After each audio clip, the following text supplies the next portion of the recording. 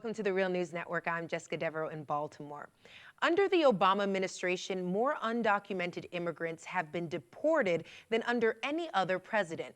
1.5 million people were deported as of last year, with the ACLU putting that figure as approaching 2 million deportations. That's an all-time record. Many activists, including many undocumented immigrants themselves, have resorted to civil disobedience to stop buses transporting deportees to detention centers where they are said to face unjust and inhumane conditions. With us to discuss the issue around immigration and the conditions at Government Immigration and Customs Enforcement, or ICE, centers is Catalina Nieto. She's the field director of the Detention Watch Network, a national coalition working to expose and challenge the injustices of the U.S. immigration detention and deportation system. Thanks for joining us, Catalina. Thank you so much for having me. So, Catalina, let's get right into it. Given that more people are actually being deported than ever before, we're talking about 1.5 times more a month than under President George W. Bush. So we're really seeing this proliferation. Just give us a sense of the scale of detention centers. How many are we talking about across the country, and what are the conditions like? Yeah, so I think there's a few things that we should mention in terms of things that have been put in place to create the conditions that we're seeing right now. One of them is in 1996, there were mandatory detention laws that passed, which pretty much makes anyone who is going through a deportation process should be mandated to be detained. We also saw during Bush administration that a bed quota was put in place, mandating 34,000 beds to be filled every day by ICE. So we're seeing a huge expansion of the detention system, specifically starting in 1996 to now. Last year, for example, more than 400,000 people were detained and deported. We have right now over 250 detention centers across the country. 50% of the detention centers are private prison corporations that run those detention centers. The other 50% are contracts that ICE makes with county jails, local jails. We're seeing, in terms of people in detention, our organization last year came out with the Expose and Close reports, highlighting conditions in 10 of the worst detention centers in the country, but really to show kind of like what's the story overall across the nation in terms of conditions in detention. We're seeing, for example, at Irwin Detention Center, Eloy Detention Center in Arizona, Stewart Detention Center, Adelanto Detention Center in California, people are being fed food with worms, rotten food. Earlier this year at Eloy Detention Center, 2 people committed suicide within the same week.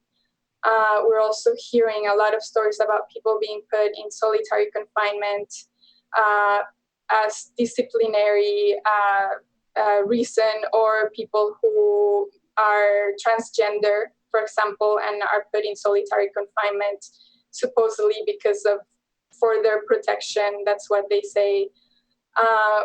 And in general, people who are in detention or subject to mandatory detention don't have the right to due process, don't have the right to a fair hearing. Many of these detention centers are built in very, very remote areas. So visiting people, their families being able to go visit their loved ones in detention, it takes 2, 3, 4 hours to go to one of these detention centers. And then once you get there, sometimes visitation is done through a video. You cannot even have personal contact with your loved ones. So this is just, some of the highlights of what's happening with this very unjust and inhumane system. We talk about these detention centers without mentioning this battle really happening on Capitol Hill over immigration reform. Just to get a sense from you and your network, what are you seeing as being the product of this bipartisan bill that was approved in the Senate. Do you actually have hope that it's going to pass, or do you even want it to pass? What is your position on it? I mean, I think for us, as I mentioned before, eliminating mandatory detention should be key to any immigration reform. Eliminating the bed quota, the 34,000 bed quota, should be part of an immigration reform, which we're not seeing right now in the proposed bills. Also, a lot of people who have criminal convictions would not get any protection, would not get legalization. And we want to make sure that any immigration reform that's coming from the Congress really protects all immigrants, not just a few, right? So I think for us, making sure that there's no bed quota, that deportation stops, that criminalization of our communities stops, and that private prison corporations are not making profit off of having us in jail is another key point that unfortunately the Senate proposal does not include. Mentioned, obviously getting rid of mandatory detention and things like that, but what would real immigration policy reform look like to you? So, I mean, I think, as I mentioned before, in terms of we want to make sure that people are not deported, that people are not detained. Right now, anyone who is not a citizen is subject to detention.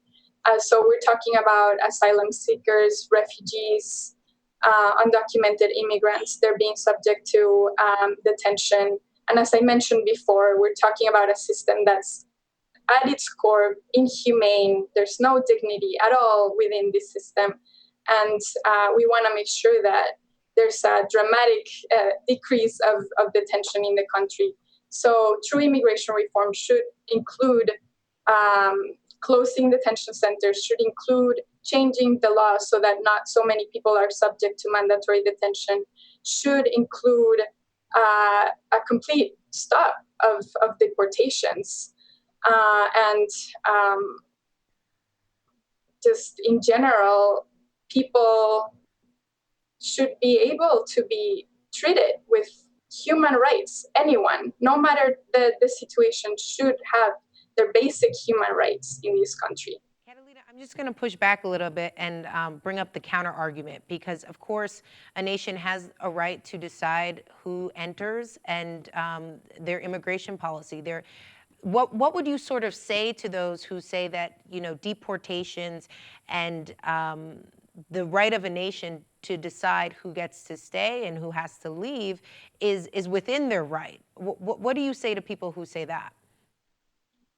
So I think, I mean, one thing that for me is very important, and for us in general as a network, is that, as I said before, no one should be subject to such treatment of inhumanity and injustice. In general, I think it's important for us to also make sure that we look at the impact that US policy has in other countries and having a part in forcing people to migrate. So we're talking about free trade agreements that are forcing people to migrate from their home countries. I'm from Colombia, for example, a country that has received over $7 billion in military aid from the US. And because of these, it has the largest amount of internally displaced people in the world. So there's kind of like a push and pull factor. And I think it's important to make sure that we're looking at the larger spectrum of things in terms of when we're talking about migration and the role that the US also has in forcing people to migrate to this country. And, secondly, to make sure that people in this country that do come here are protected, because many are fleeing situations of war, situations of complete inhumanity and just injustice, and then they come here to be treated the same way. No one should be subjected to such conditions. Very well said. Catalina Nieto, thank you so much for joining us. Thank you. And thank you for joining us on the Real News Network.